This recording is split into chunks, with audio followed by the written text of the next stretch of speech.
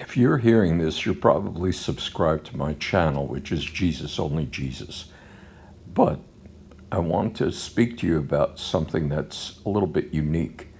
I'm going to be doing some videos that are going to be specifically for my new granddaughter. And one of the things that I'm going to be doing is talking to her about the secrets that I have and the quirks that I also have. I'm just wondering if it would be appropriate for me to make that public, because I can put this on a private channel, but I'm not completely clear on how that's actually done. I'll give you an example of what I'm talking about. I don't particularly like to handle chicken at all. Even with gloves on, I'm not a happy buck.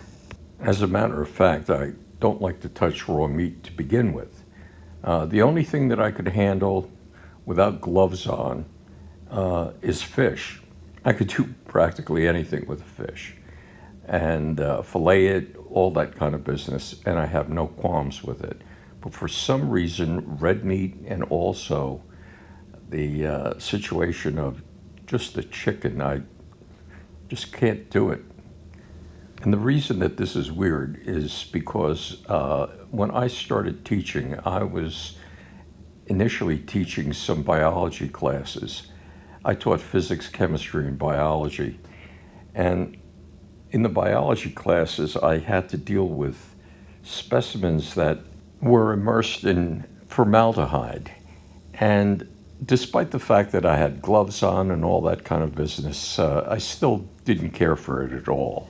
The way I got around it was I would pick kids that wanted to be my assistants, quote unquote. Kids that would want to cotton up and just either show off to the class or whatever it is, and have them distribute this material to the kids. That were kind of different. My honeymoon, as an example, was a 9-week-long honeymoon throughout all of Europe on a motorcycle. And in that period of time, we had gone from Vienna into Hungary to get to Romania, where I had relatives living in a small town there. And I was actually bringing contraband into that country, and I had to declare at the border whether I was bringing anything in, and I lied, and I said no.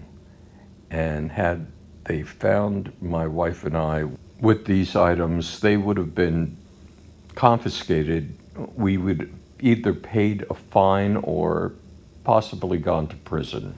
This all would have taken place about 3 weeks into our marriage. And let me just say, the contraband were kerchiefs, paisley and flowered kerchiefs that are called babushkas. My mother actually bought all these kerchiefs as a gift to my relatives there to help them financially. I had no clue what the condition of the quality of their life was like in that section of the world. This was in 1970, so the communist regime there was still very serious. As we were approaching the village where my relatives lived, I experienced 3 of the most remarkable events that I would dare to say were miracles, the likes of which I'd never experienced before in my life. But that's for another time. So depending on the number of comments I get, just with an affirmative yes if you're interested. If not, just make believe you never heard this at all. Have a great day.